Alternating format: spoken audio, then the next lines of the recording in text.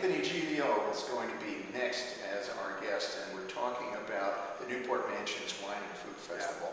And we're just very excited that the Italian Trade Commission is going to be participating. But tell me a little bit about some of the wines that we're going to be tasting from Italy at the Newport Mansions Wine and Food Festival. Well, John, there's over 2,000 possibilities we could discuss. So all I can Well, say, I've got all the time. Can we sample some? I'm going to tease you and say that there are more delicious wines per square inch in Newport than you could possibly imagine outside of in Italy, which is probably the greatest wine festival in all of Italy. But you're going to be joining us in Newport.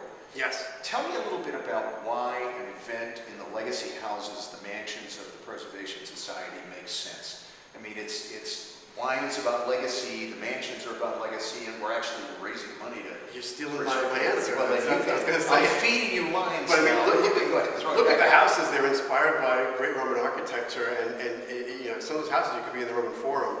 It's all about tradition and legacy and heritage, and I think that what most Americans get, even if they love Italian wine but don't know, how to talk the talk, I think Americans in general are afraid to really dip their toes too far in because they can't pronounce them, or they don't think they know what to say is the right answer. But the truth is, they know that Italian wines are steeped in tradition.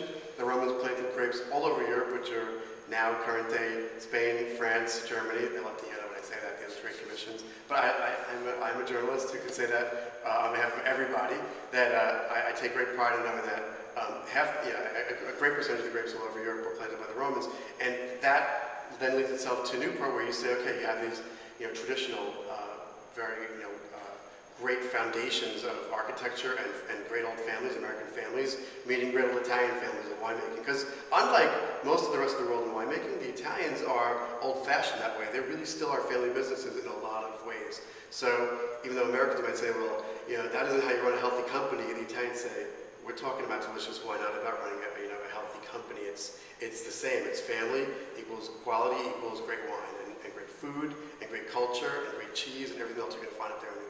Now, Lydia Bastianich is going to be putting together our jazz brunch. Tell me what you think about that. Last night, I can't make this up. I just told her this when I saw her upstairs. That I went home and I had made pasta with. It rained like cats and dogs last Sunday. It was record-breaking rain in New York City. And I stayed and we made tagliatelle with my kids, and we rolled it out. It was something to do with a 6 and 8-year-old when I wanted to watch TV for 20 hours.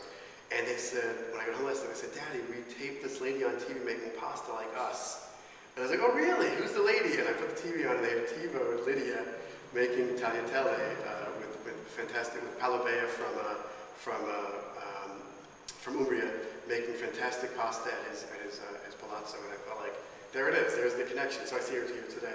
She brings with her a gravitas beyond anything any of us, poor lowly wine writers could bring to the table. But Lydia is real. That's what I love about her. She's not like some chef diva. She's a real working woman who's brought so much passion to the table in the last 20 years that I think anyone in the industry just respects her based on anything she's done. So I'm thrilled she'll be there. And you've got a fabulous event coming up in New York in January, am I right? Tell me about that. Yes, so we're looking at late January, early February, Vino 2012, and this will be I've been going for years, but this is my second year as an active participant. So I'm the official blogger for ItalianMade.com/blogger, but go to ItalianMade.com in general, just fish around and see all the great things you find there.